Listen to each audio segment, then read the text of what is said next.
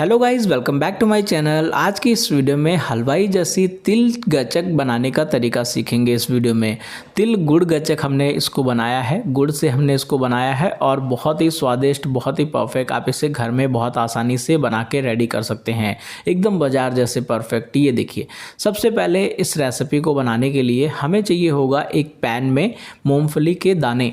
वैसे हम इसका तिल का बनाने वाले हैं, लेकिन मूंगफली के दाने भी हम इसके अंदर थोड़े से ऐड करेंगे। हमने यहाँ पे करीब 1 कप जितना मूंगफली का दाना अच्छी तरह से पैन में डाल के 3 से 4 मिनट गैस को लो फ्लेम पे करके भून के अच्छे से रेडी कर लेना है। और उसके बाद जब ये ठंडा हो जाए तो हाथों से इसको ऐसे रगड़ देंगे ताकि जो इसका दाने का छिलका है वो अच्छी तरह से निकल जाए। और फिर हम इस छिलके को निकाल के और मूँगफली का जो दाना है वो हम रेडी कर लेंगे। ये देखिए, इस तरह से अच्छे से जब रगड़ देंगे तो इसका जो छिलका है वो निकल जाएगा। आप चाहो तो इसको किसी कपड़े वगैरह में डाल के अच्छी तरह से रगड़ सकते हो। हम जब हलवाई की दुकान पे बनाते हैं तो हम बड़े से कट्टे में, जो आलू का कट्टा होता है ना, जिसमें ब्राउन कलर का आलू का कट्टा होता है, उसमें डाल के अच्छे से उसको हम रगड़ते हैं तो मूंगफली के दाने के छिलके जो हैं वो निकल जाते हैं। ये देखिए, इसका जो छिलका जब निकल जाए तो इस तरह से छाननी से छान के हम इस तरह से निकाल के सारे दाने हम रेडी कर लेंगे। वैसे ये मूंगफली के दाने काफ़ी ज़्यादा हैं, हमने यहाँ पे थोड़े से खाने के लिए भी भून लिए हैं। मतलब इसमें से आधा कप ही हमने यूज़ करना है, मतलब इतना दाना हमने यूज़ करना है। और जब तक वो दाने ठंडे हो रहे हैं तब तक हम उसी पैन में 1 कप जितना, यानी कि लगभग 150 से 200 ग्राम जितना वाइट तिल अच्छी तरह से हम भून के रेडी करेंगे।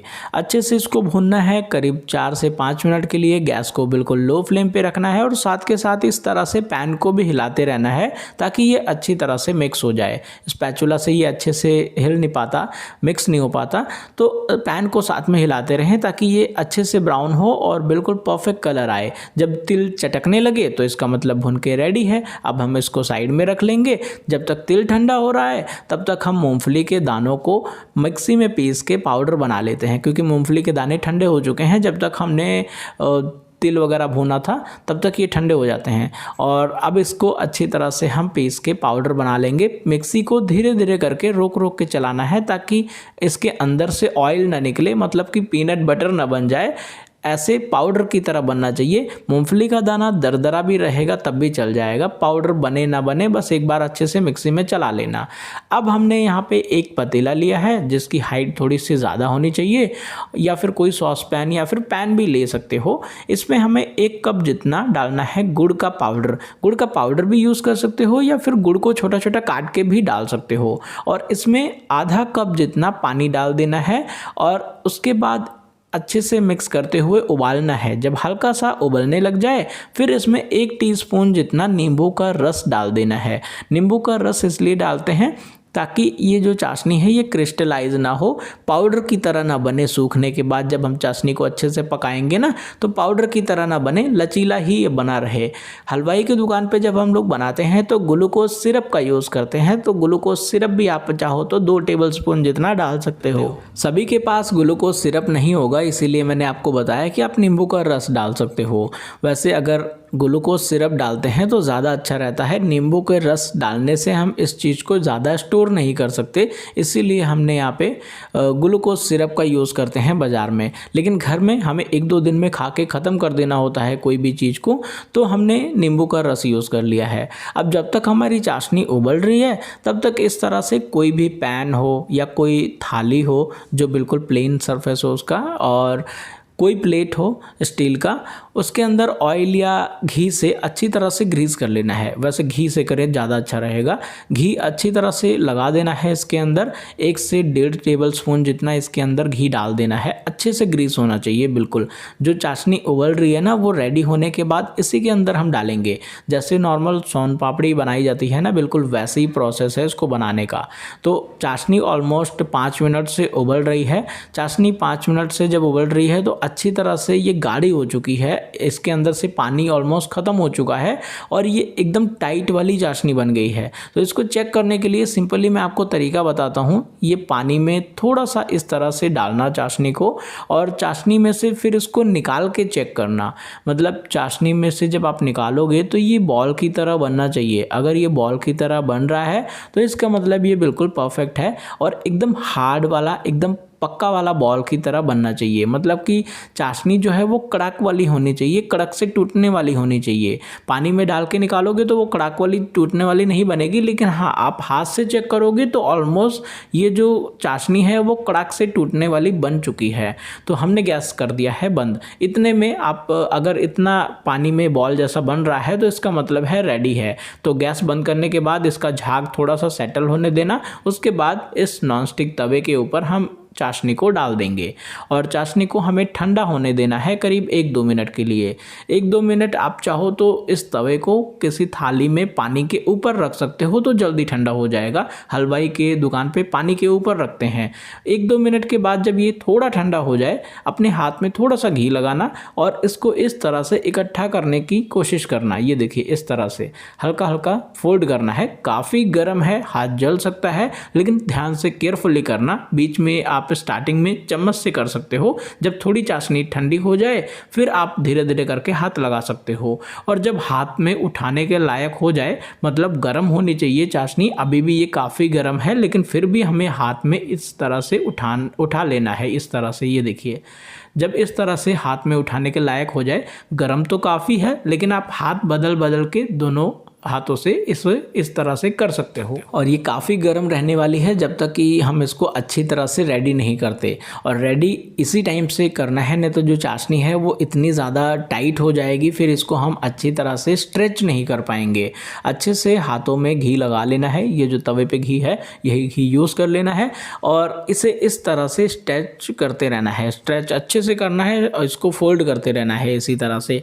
हलवाई की दुकान पे जब हम बनाते हैं तो प्रॉपरली इस चीज़ के लिए सेटअप होता है और दीवार में बड़ी बड़ी कीलें टाइप की लगी होती हैं, तो उसके ऊपर हम हैंग करके इसको बार बार पलटते रहते हैं। बार बार इसको हम ऐसे स्ट्रेच करते रहते हैं। मतलब 100-150 बार 200 बार जब हम इसको अच्छे से स्ट्रेच कर लेते हैं तो ये चाशनी थोड़ी ठंडी भी हो जाती है और इसके अंदर खस्तापन भी आ जाता है। मतलब बहुत ज़्यादा हार्ड नहीं रहेगी फिर चाशनी। ये देखिए इसका कलर इस तरह से चेंज हो जाएगा जब हम करीब 2-3 मिनट के लिए इस तरह से स्ट्रेच कर लेंगे तो। और हल्का ठंडा भी हो जाएगा और जैसे जैसे ये चाशनी ठंडी होती जाएगी आपका जो मेहनत है, जोर है, वो ज़्यादा लगने वाला है। मतलब कि ये चाशनी टाइट भी होने लग जाएगी और जितना ज़्यादा जोर लगेगा उतना ज़्यादा अच्छा है, उतनी ही ज़्यादा हमारी चाशनी परफेक्ट है। ये देखिए अब ये काफ़ी टाइट हो चुकी है। अब हम क्या करेंगे, ये देखिए इसको अच्छे से स्ट्रेच करने के बाद अब ये जो तिल हमने रेडी करके रखा था ये अभी भी हल्का गर्म ही है। तिल थोड़ा गर्म है और थोड़ा सा गर्म ही चाहिए, बहुत ज़्यादा हमें ठंडा नहीं करना। मूंगफली के दाने जो हमने पीस के रखे थे वो हम इसी में मिला देंगे। वैसे मूंगफली के दाने हलवाई के दुकान पे नहीं मिलाते हैं, तिल को ही पीस लेते हैं। कभी कभी मिला भी देते हैं, लेकिन अगर आप मिलाओगे तो ज़्यादा अच्छा है। आप मिला सकते हो तो कोई भी रेसिपी बनाओगे बहुत अच्छी बनेगी। इससे टेस्ट जो है और अच्छा आएगा, निखर के आएगा। ये देखिए अब ये हम क्या करेंगे, इसके अंदर डाल के अच्छी तरह से इसको दबाते हुए, जैसे नॉर्मली हम आटा नहीं गूंथते हैं, आटा जैसे गूंथते हैं बिल्कुल वैसे ही इसको दबाते हुए हमें इसको मिक्स करना है। मतलब ये जो तिल और मूंगफली है ये सारा इसी के अंदर अब्जॉर्ब होना चाहिए, अच्छी तरह से इसी के अंदर मिक्स हो जाना चाहिए बिल्कुल अच्छे से। और इसे इस तरह से फोल्ड करते हुए करना है। तो चाशनी अभी हल्की गर्म है, मतलब पूरी तरह से जब तक ये ठंडी होगी तब तक ये बहुत हार्ड हो चुका होगा, कट करने के लिए रेडी भी हो चुका होगा। जब तक ये पूरी तरह से ठंडी होगी तो गरम गरम में ही जल्दी जल्दी में ये प्रोसेस करना होता है, ठंडी होने से पहले ही। तो ये इस तरह से इसको दबाते हुए अच्छे से जो ये तिल है, मूंगफली है, ये सारा इसी के अंदर मिक्स कर देना है पूरा। जितना भी अगर कम लगे तो आप और मिक्स कर सकते हो। अगर आपको ज़्यादा तिल ज़्यादा मूंगफली चाहिए, मीठा कम चाहिए तो और ज़्यादा आप बढ़ा सकते हो तिल और मूंगफली की क्वांटिटी। ये देखिए इस तरह से हमने इकट्ठा करके इसको रेडी कर लिया है। अब ये काफ़ी टाइट हो चुका है, थोड़ा ठंडा हो चुका है। जैसे जैसे ये ठंडा होता जाता है मेहनत जो है वो ज़्यादा लगने वाली है। अब हमने क्या किया, प्लेटफॉर्म पे अच्छी तरह से क्लीन करके थोड़ा सा ऑयल लगा लिया है और इसको अब हम इसी के ऊपर अच्छे से करने वाले हैं, मिक्स करने वाले हैं और अच्छे से दबा के इसको हम फ्लैट करने वाले हैं। अभी फ्लैट नहीं करना है जब तक कि ये पूरी तरह से ठंडी ना हो जाए चाशनी। तब तक हमें क्या करना है, इसको इस तरह से फोल्ड करते रहना है और इसको दबाते रहना है। तभी जो हमारी गचक है वो बिल्कुल परफेक्ट और बिल्कुल अच्छी वाली बनेगी।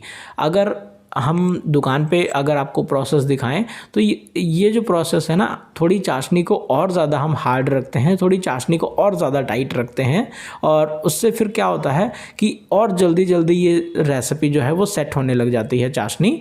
तो उसको फिर हथौड़े से मार मार के बहुत जल्दी जल्दी में वो प्रोसेस करना पड़ता है। अभी यहाँ पे मैं थोड़ा सा आप लोगों के लिए कम दिखा रहा हूँ, मतलब कि हथौड़े वाला मैंने यहाँ पे सीन ऐड ही नहीं किया है। इसको हथौड़े से मार मार के बहुत ज़्यादा लंबा करना होता है, फ्लैट करना होता है। अभी तो इतना सॉफ्ट मैं बना रहा हूँ ताकि बहुत ज़्यादा आपको मेहनत ना करनी पड़े और आसानी से आप इसको घर पे बना सके। ये देखिए अच्छे से हमने इसको फोल्ड करके बिल्कुल परफेक्ट कर दिया है। अब ये बिल्कुल भी स्ट्रेच नहीं हो रहा है, बिल्कुल भी अच्छे से ये फैल नहीं रहा है। तो अब इसको हम जितना पतला हो सके, जितना भी जैसे भी हो सके, इसको हम बेल देंगे।